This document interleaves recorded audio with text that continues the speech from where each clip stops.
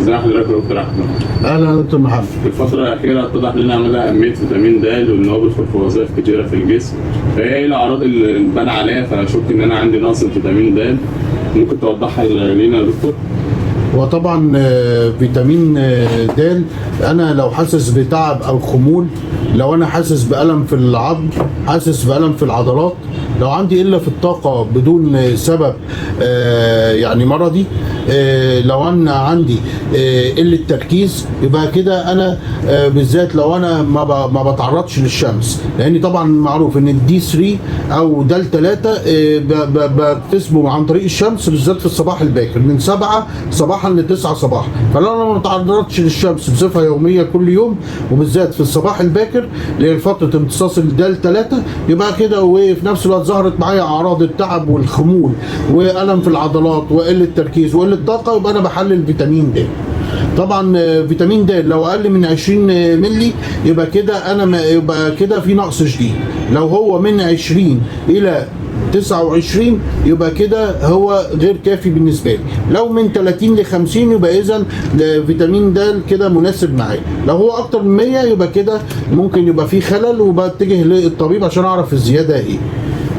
تمام يا دكتور.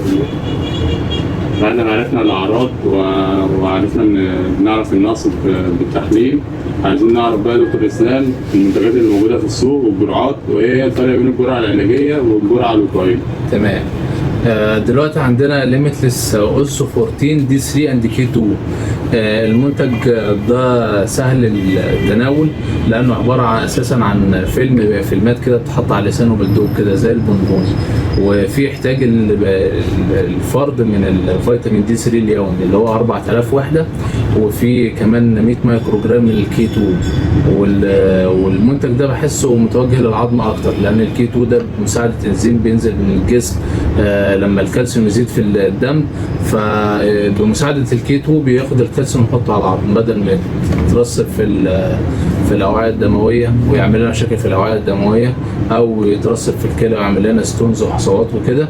فلاقي الكي 2 بياخده على العظم فيزيد من كثافه العظم اكتر، ويعتبر ده للفرد اللي هو الطبيعي اللي هو من 30 ل 50 زي ما الدكتور احمد قال، اللي هو الشخص الطبيعي هو بجد مجرد بياخد احتياجه اليومي وبس، مش عايز اكتر من كده لانه ما بيتعرضش للشمس او ظروف. طبعا ده اللي ماشي عليه مده قد ايه يا دكتور اسلام؟ اللي هو انا باخدها وقايه، وقايه ما بتعرضش للشمس زي ما حضرتك تفضلت كده، ان هو ده تركيزه 4000 وانا واخده وقايه.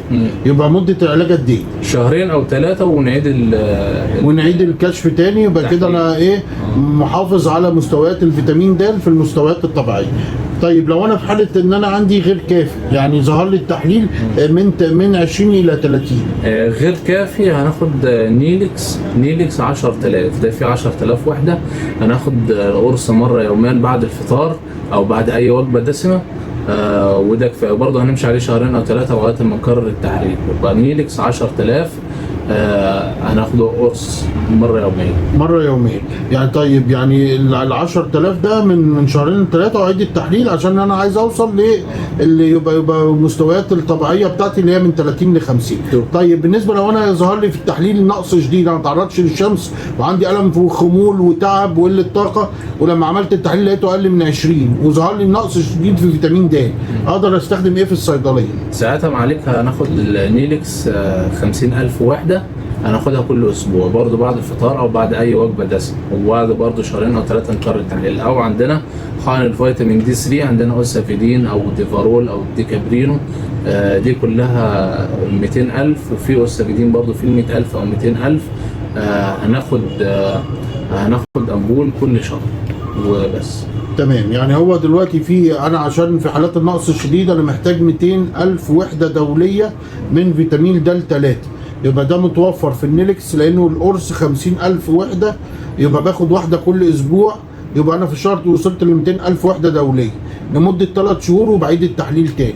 او اقدر يبقى ده الاقراص، او اقدر اخد الاوسافيدين اللي هو 100000 وحده دوليه من د 3، اقدر اخد حقنه كل اسبوعين، يبقى في الشهر 200000 وحده، او الديفارول اللي هو 200000 وحده زي ما الدكتور اسلام تفضل.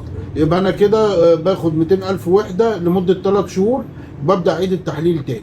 لغايه لما اوصل للتحليل يبقى مديني نسبه الفيتامين د المناسب بالتالي من 30 ل 50. تمام. يبقى كده في اي سؤال يا دكتور محمد بالنسبه للفيتامين د؟